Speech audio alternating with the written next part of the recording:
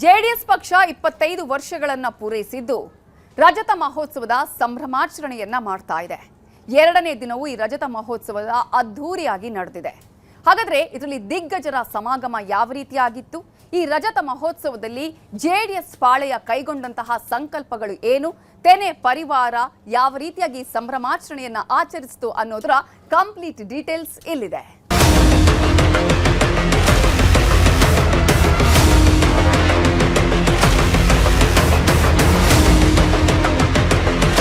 ಇಪ್ಪತ್ತೈದು ವರ್ಷ ಜೆಡಿಎಸ್ ಹುಟ್ಟಿ ಬರೋಬ್ಬರಿ 25 ವರ್ಷ ಆಗಿದೆ.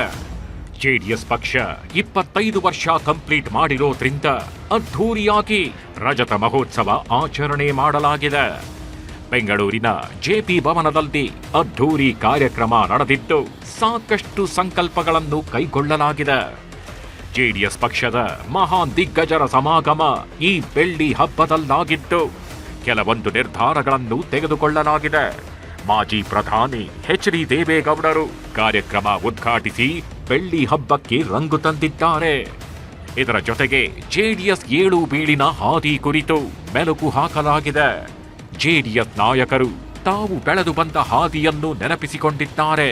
ಇದರ ಜೊತೆಗೆ ರಾಜ್ಯ ರಾಜಕೀಯದಲ್ಲಿ ಭಾರೀ ಬದಲಾವಣೆ ತರುವ ಕೆಲವೊಂದು ಸಂಕಲ್ಪಗಳನ್ನ ಜೆಡಿಎಸ್ ಬೆಳ್ಳಿ ಹಬ್ಬದಲ್ಲಿ ತೆಗೆದುಕೊಳ್ಳಲಾಗಿದೆ.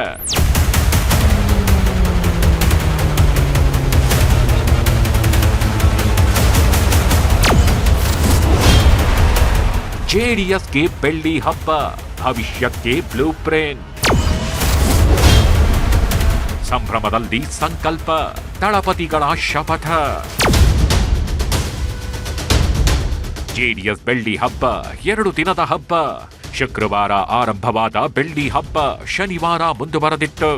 ಈ ಕಾರ್ಯಕ್ರಮಕ್ಕೆ ಮಾಜಿ ಪ್ರಧಾನಿ ಎಚ್.ಡಿ. ದೇವೇಗೌಡರು ಧ್ವಜಾರೋಹಣ ಮಾಡಿದ್ರು. ಈ ಮೂಲಕ ಜೆಡಿಎಸ್ ಬೆಳ್ಳಿ ಹಬ್ಬಕ್ಕೆ ಚಾಲನೆ ಕೊಟ್ರು. ಈ ವೇಳೆ ಕೇಂದ್ರ ಸಚಿವ ಹಾಗೂ ಜೆಡಿಎಸ್ ರಾಜ್ಯಾಧ್ಯಕ್ಷ ಎಚ್.ಡಿ. ಕುಮಾರಸ್ವಾಮಿ ಮತ್ತು ಜೆಡಿಎಸ್ ರಾಜ್ಯ ಯುವ ಘಟಕದ ರಾಜ್ಯಾಧ್ಯಕ್ಷ ನಿಖಿಲ್ ಕುಮಾರಸ್ವಾಮಿ ಮಾತ್ರವಲ್ಲದೆ ಜೆಡಿಎಲ್ಪಿ ನಾಯಕ ಸುರೇಶ್ ಬಾಬು ಸೇರಿದಂತೆ ಶಾಸಕರು, ಪರಿಷತ್ ಸದಸ್ಯರು, ಮಾಜಿ ಶಾಸಕರು ಅಷ್ಟೇ ಅಲ್ಲದೆ ಮಹಾರಾಷ್ಟ್ರ, ಕೇರಳ, ಬಿಹಾರ, ಉತ್ತರ ಪ್ರದೇಶ, ತಮಿಳುನಾಡು, ಪಶ್ಚಿಮ ಬಂಗಾಳದ ರಾಜ್ಯಾಧ್ಯಕ್ಷರು, ಕಾರ್ಯದರ್ಶಿಗಳ ಉಪಸ್ಥಿತಿ ಇತ್ತು. ಅಂದ ಹಾಗೆ 2ನೇ ದಿನದ ಸಂಭ್ರಮಾಚರಣೆ ವೇಳೆ ಎಚ್.ಡಿ. ದೇವೇಗೌಡರು ಕಾರ್ಯಕ್ರಮ ಉದ್ಘಾಟಿಸಿ ಬೆಳ್ಳಿ ನಾಣ್ಯ ಬಿಡುಗಡೆ ಮಾಡಿದ್ರು. ಈ ಬೆಳ್ಳಿ ನಾಣ್ಯದಲ್ಲಿ ಎಚ್.ಡಿ. ದೇವೇಗೌಡ, ಕುಮಾರಸ್ವಾಮಿ ಭಾವಚಿತ್ರ ಹಾಗೂ ತೆನೆ ಹೊತ್ತ ಮಹಿಳೆಯ ಫೋಟೋವನ್ನ ಮುದ್ರಿಸಲಾಗಿದೆ. ಜೆಡಿಎಸ್ ರಜತ ಮಹೋತ್ಸವ ಕೇವಲ ಸಂಭ್ರಮಕ್ಕಲ್ಲ, ಜೆಡಿಎಸ್ನ ಭವಿಷ್ಯದ ಕುರಿತು ಬ್ಲೂ ಪ್ರಿಂಟ್ ಕೂಡ ಹಾಕಿಕೊಳ್ಳಲಾಗಿದೆ. ಕೆಲವೊಂದು ಸಂಕಲ್ಪಗಳನ್ನು ಕೈಗೊಳ್ಳಲಾಗಿದೆ. ಆ ಸಂಕಲ್ಪ ಹೀಗಿದೆ: 2028ರ ಚುನಾವಣೆಯೇ ಜೆಡಿಎಸ್ ಟಾರ್ಗೆಟ್ ಅಂತ ಸಂಕಲ್ಪ ಮಾಡಲಾಯಿತು. ಇದರ ಜೊತೆಗೆ ಪಕ್ಷವನ್ನು ಬಲಿಷ್ಠವಾಗಿ ಕಟ್ಟಬೇಕು. 2028ಕ್ಕೆ ಕಾರ್ಯಕರ್ತರಿಗೆ ಅಧಿಕಾರ ಸಿಗಬೇಕು. ಮತ್ತೆ ಎಚ್.ಡಿ.ಗೆ ಸಿಎಂ ಆಗಬೇಕು. ಹಿಂದಿನ ದಾಖಲೆಗಳನ್ನು ಮೀರಿ ಗೆಲ್ಲಬೇಕು. ಜೆಡಿಎಸ್ ಸಾಧನೆ ಮನೆ ಮನೆಗೆ ತಲುಪಿಸಬೇಕು ಅಂತ ಸಂಕಲ್ಪ ಮಾಡಲಾಗಿದೆ.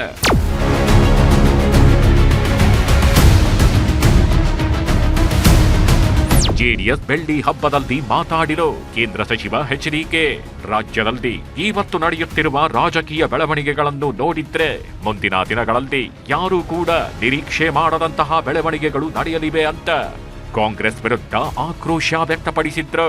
ಜನ ಕೆಟ್ಟ ಆಡಳಿತದಿಂದ ರೋಸಿ ಹೋಗಿದ್ದಾರೆ. ತೆರಿಗೆ ದರಗೇರಿಕೆ ಸುಲಿಗೆಯಿಂದ ಬೇಸತ್ತು ಹೋಗಿದ್ದಾರೆ ಅಂತ ಕಿಡಿಕಾರಿದ್ರು.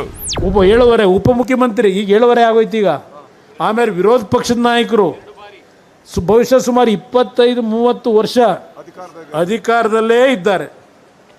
ಏನಪ್ಪ ಕೊಟ್ಟಿದ್ದು ನೋಡಿದ್ದೀರಾ? ಬಡವರ ಪರಿಸ್ಥಿತಿಗಳು ಏನಿದೆ ಅಂತ ಹೇಳಿ ಇವತ್ತು ಪ್ರತಿಭಟನೆ ಒಂದೊಂದು 15 ದಿವಸ 20 ದಿವಸ ಮಾಡ್ತಾರೆ.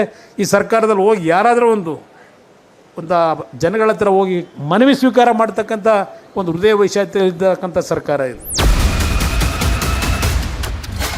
ಜೆಡಿಎಸ್ನ ಭೀಷ್ಮ ಎಚ್.ಡಿ. ದೇವೇಗೌಡರು ಸಮಾರಂಭದಲ್ಲಿ ಮಾತನಾಡಿ 25 ವರ್ಷಗಳಿಂದ ಪಕ್ಷದ ಭಾಗವಾಗಿ ಹಲವು ಏಳು ಬೀಳುಗಳನ್ನ ಕಂಡಿದ್ದೇವೆ.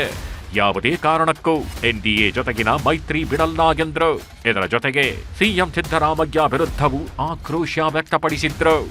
ಈ ಪಕ್ಷ ನಿಮ್ಮನ್ನ ಮುಖ್ಯಮಂತ್ರಿ ಮಾಡಬೇಕು ಅಂತೇಳಿ ಯಾವ ದೇವೇಗೌಡ ಹೋರಾಟ ಮಾಡಿದ್ದು? ಸೋನಿಯಾ ಗಾಂಧಿ ಮುಂದೆ ಆ ದೇವೇಗೌಡನು ಬದುಕಿದ್ದಾನೆ, ಅವರು ಆ ಹೆಣ್ಣುಮಗಳು ಬದುಕಿದ್ದಾರೆ. ಮಾತನಾಡುವಾಗ ಕನಿಷ್ಠ ಪ್ರಮಾಣದ ಕ್ರಿಯೆ. ನಿಮ್ಮನ್ನ ಹಣಕಾಸು ಮಂತ್ರಿ ಮಾಡಿದ್ದು ದೇವೇಗೌಡ. ನಿಖಿಲ್ ಕುಮಾರಸ್ವಾಮಿ ಕೂಡ ಮಾತನಾಡುತ್ತಾ ಜನತಾ ಪರಿವಾರದಲ್ಲಿ ಅಂದು ದೊಡ್ಡ ದೊಡ್ಡ ನಾಯಕರಿದ್ದರು, ಅವರೆಲ್ಲರನ್ನ ಬಿಟ್ಟು ಸಿದ್ದರಾಮಯ್ಯ ಅವರನ್ನ ಹಣಕಾಸು ಬಜೆಟ್ ಮಂಡನೆ ಮಾಡಿಸೋದಕ್ಕೆ ಅವಕಾಶ ಮಾಡಿಕೊಟ್ಟಿದ್ದು ದೇವೇಗೌಡರು. ಇದು ಪಕ್ಷ ಮಾಡಿದ್ದು, ಅವರನ್ನ ಉಪಮುಖ್ಯಮಂತ್ರಿಯ ಸ್ಥಾನಕ್ಕೆ ಕರೆದುಕೊಂಡು ಹೋಗಿದ್ದು ಇದೇ ದೇವೇಗೌಡರು. ಈಗ ಸಿದ್ದರಾಮಯ್ಯ ನಡೆದು ಬಂದ ದಾರಿಯನ್ನೇ ಮರೆತಿದ್ದಾರೆ ಎಂದು ವಾಗ್ದಾಳಿ ನಡೆಸಿದ್ರು. ಅವತ್ತು ಜನತಾ ಪರಿವಾರದಲ್ಲಿ ಬಹಳ ದೊಡ್ಡ ದೊಡ್ಡ ಅಗ್ರಮಾನ್ಯ ನಾಯಕರುಗಳಿದ್ರು. ಅವ್ರು ಎಲ್ಲರನ್ನ ಹೊರತುಪಡಿಸಿ ಇವ್ರ ಕೈಲಿ ಹಣಕಾಸು ಸಚಿವರು ಬಡ್ಜೆಟ್ ಅನ್ನ ಮಂಡನೆ ಮಾಡಬೇಕು ಅಂತಕ್ಕಂಥ ತೀರ್ಮಾನವನ್ನ ಅವ್ರು ಎಲ್ಲರಿಗೂ ಕೂಡ ಮಾತನಾಡ್ತಾರೆ. ಒಂದು ಅವಕಾಶ ಮಾಡಿ ಅವ್ರ ಕೈಲಿ ಬಡ್ಜೆಟ್ ಅನ್ನ ಮಂಡನೆ ಮಾಡಿಸ್ಬೇಕು ಅಂತ. ಇದು ಸನ್ಮಾನ್ಯ ದೇವೇಗೌಡರು ಮಾಡಿದ್ದು. ಮುಂಬರುವ ಚುನಾವಣೆಯನ್ನು ಟಾರ್ಗೆಟ್ ಆಗಿಸಿಕೊಂಡಿರೋ ದಳಪಾಳಯ ಒಂದಷ್ಟು ನಿರ್ಧಾರ ತೆಗೆದುಕೊಂಡಿದೆ. ರಜತ ಮಹೋತ್ಸವದಲ್ಲಿ ಈ ಕುರಿತು ಬ್ಲೂ ಪ್ರಿಂಟ್ ಹಾಕಿಕೊಂಡಿದೆ.